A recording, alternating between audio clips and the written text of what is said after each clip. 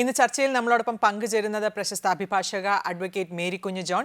നമുക്ക് സ്വാഗതം ചെയ്യാം മാഡത്തിനെ നമ്മുടെ ചർച്ചയിലേക്ക്. സ്വാഗതം മാഡം. വനിതാ കമ്മീഷൻ അംഗമായ ശ്രീമതി ഷിജി ശിവജി നമ്മളോടൊപ്പം ചർച്ചയിൽ പങ്കുചേരുന്നു. നമുക്ക് മാഡത്തിനെ സ്വാഗതം ചെയ്യാം ഈ വിഷയത്തിലേക്ക്, ഈ ചർച്ചയിലേക്ക്. സ്വാഗതം മാഡം. സൈക്കോളജിസ്റ്റായ ശ്രീമതി ദീപ എസ് നായർ കേരള വുമൻസ് സെല്ലിലാണ് പ്രവർത്തിക്കുന്നത്. ഈ വിഷയത്തെക്കുറിച്ച് നമ്മളോടൊപ്പം സംസാരിക്കാൻ മാഡവും നമ്മളോടൊപ്പം ചേരുന്നുണ്ട്. സ്വാഗതം ചെയ്യാം ദീപ മാഡത്തിനെ. സ്വാഗതം മാഡം. ഈ വിഷയത്തിലേക്ക് കടക്കുന്നതിന് മുമ്പ് ഈ കുറച്ച് കാലഘട്ടമായി കാലയളവിൽ പത്രങ്ങളിൽ സ്ത്രീകൾ നടത്തുന്ന ക്രിമിനൽ കുറ്റങ്ങളെക്കുറിച്ച്, ക്രിമിനൽ ആക്ടിവിറ്റീസിനെ കുറിച്ച് വളരെ വലിയ കവറേജുകൾ നമ്മൾ കാണാറുണ്ട്. സത്യത്തിൽ സ്ത്രീകൾ ഇൻവോൾവ് ആയിട്ടുള്ള ക്രൈമിൻ്റെ എണ്ണത്തിൽ വർധനവുണ്ട്. ഒരു അഭിഭാഷക എന്നുള്ള നിലയ്ക്ക് മാഡത്തിന് എങ്ങനെയാണ് നോക്കിക്കാണുള്ളത്? ഏകദേശം ഒരു ലോങ് ലീഗൽ പ്രാക്ടീസ് ചെയ്തിട്ടുള്ളൊരു വ്യക്തിയാണ് താങ്കൾ. ഇപ്പോൾ കരിയറിൻ്റെ ആദ്യ ദിനങ്ങൾ തുടങ്ങി ഇതുവരെയുള്ള ഒരു ട്രാവൽ നോക്കുമ്പോൾ എത്രത്തോളം ഉണ്ട് ഈ സ്ത്രീ ക്രിമിനൽസ് അല്ലെങ്കിൽ കൾപ്രിറ്റ്സ് എന്നുള്ള കാറ്റഗറിയിൽ വർധനവ് എത്രത്തോളമുണ്ട്? സ്ത്രീകൾക്കും കുട്ടികളും ചെയ്യുന്ന ക്രൈമിന് കോൺഫ്ലിക്റ്റ് വിത്ത് ലോ എന്നാണ്. നമ്മൾ ക്രിമിനൽസ് എന്ന് അവരെ വിളിക്കത്തില്ല. ഒന്നാമതായി കോൺഫ്ലിക്റ്റ് വിത്ത് ലോ, അതായത് ലോയ്ക്ക് എഗൻസ്റ്റ് ആയിട്ട് പോകുന്ന വ്യക്തികളാണ്. ഇപ്പോഴത്തെ കാലത്ത് ഒരു അറ്റ്ലീസ്റ്റ് ഇയർലി ഒരു 1 to 2% ഇൻക്രീസ് കാണുന്നുണ്ട് ഒരു കുറ്റകൃത്യം സ്ത്രീകൾ ചെയ്യുന്നതിൽ.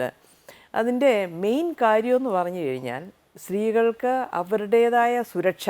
എനിക്ക് തോന്നുന്നത് അതിനകത്ത് പല കോസുകളുണ്ട്. ഈ എക്കണോമിക് കോസാകാം, സോഷ്യൽ കോസാകാം, സൈക്കോളജിക്കലാകാം, സൂപ്പർസ്റ്റിഷ്യൻ വിശ്വസിക്കുന്നവരാകാം.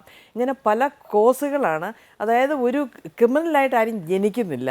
അവർ വളരുന്ന സാഹചര്യം, അവരിടപഴകുന്ന സൊസൈറ്റിയിൽ നിന്ന് വരുന്ന പീഡനങ്ങൾ, അങ്ങനെയൊക്കെ ആയിരിക്കണം സ്ത്രീകൾ കൂടുതൽ.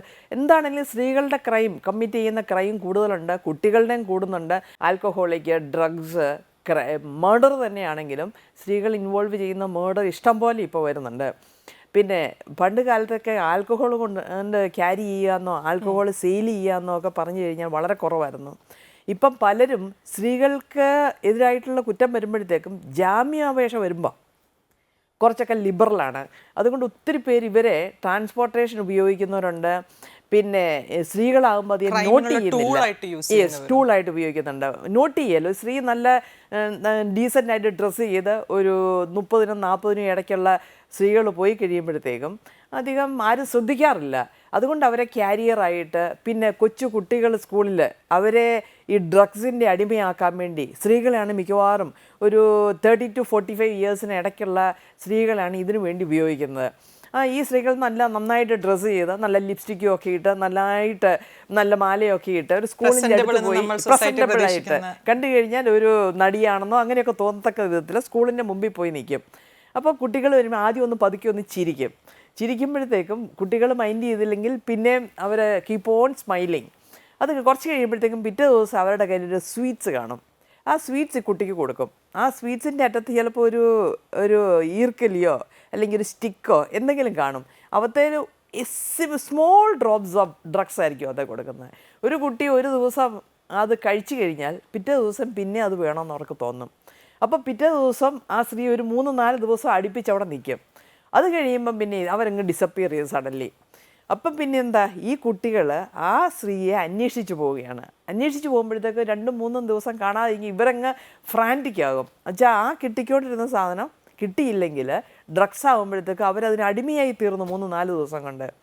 പിന്നെ അത് കഴിയുമ്പോൾ സഡൻലി ആ സ്ത്രീ അപ്പിയർ ചെയ്തിട്ട് ഇന്നടുത്ത് കടയുണ്ട്, ആ കടയിലേക്ക് വരിക.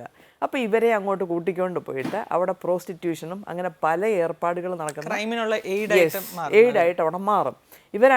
ഇവരിൻ്റെ പുറകിൽ നിന്ന് വേറെ ആൾക്കാർ കളിക്കുന്നുണ്ട്. അപ്പോൾ ഇതൊക്കെ ഒരു മണി മേക്കിങ്ങും ആണ്. കൂടാതെ ഈ പിള്ളേരെ പലതരത്തിൽ ഉപയോഗിക്കുക. അങ്ങനെയുള്ള സ്ത്രീകൾ ധാരാളമുണ്ട്.